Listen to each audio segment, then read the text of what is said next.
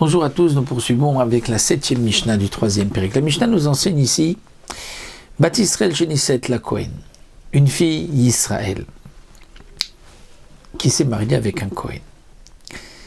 Minchatan Isrefet, comme nous l'avons vu, son offrande sera brûlée, c'est-à-dire qu'on va prélever le kometz, le brûler sur le Mizbeach, le kometz donc de la Minchat Sota, et les restes, les shiraim, vont être aussi brûlés parce que le mari a une part, et comme nous l'avons vu dans la Mishnah précédente, toute mincha d'un Kohen doit être brûlée sur le Mizbeach.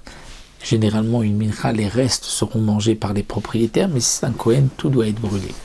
Lorsqu'un Kohen apporte une mincha au Beth Amikdash, on brûle entièrement la mincha. Dans le cas ici de la femme d'un Kohen, on va prélever un kometz, on va le brûler et on brûlera les restes séparément. Kohenet Shenisset le Israël. Si c'est une fille Kohen qui s'est mariée avec un Israël, là dans ce cas-là, minchata nechelet. Sa mincha sera mangée. Pourquoi sa mincha doit être mangée? Étant donné que c'est la mincha d'un Kohen qui ne peut pas être mangée, qui doit être brûlée, mais pas la mincha d'une femme Kohen. Donc puisque elle était Kohenet, mais qu'elle est mariée avec un Israël, donc sa mincha sera mangée. Ma ben Kohen les Kohenet, d'une manière générale, quelle est la différence entre un Kohen et une Kohenet, une fille Kohen ou une femme mariée à un Kohen?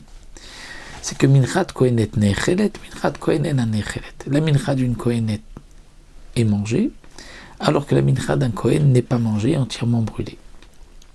Autre dîne, Kohenet mitralelet.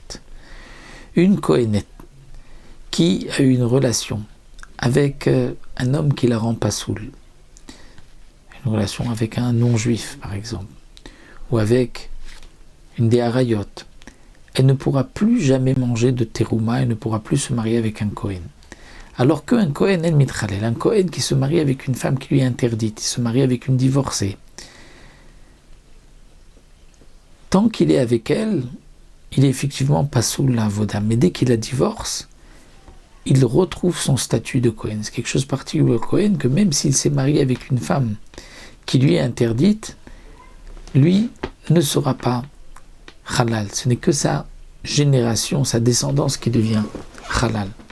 Velo yichalel zaro, on apprend du pasuk zaro, dit le Barthénora, halal, mais lui n'est pas halal. Encore une différence, c'est que Kohenet mitamana metim.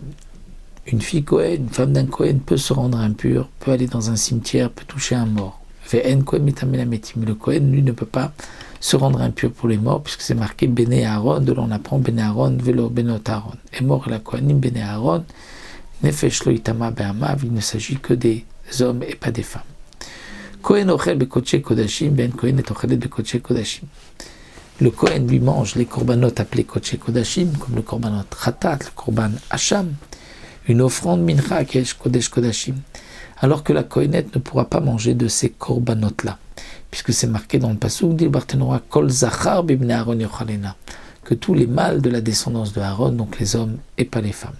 Donc là, la Mishnah nous a donné quelques différences entre un Kohen homme et Kohen femme, et dans la Mishnah suivante, nous verrons la différence, d'une manière générale, entre un homme et une femme.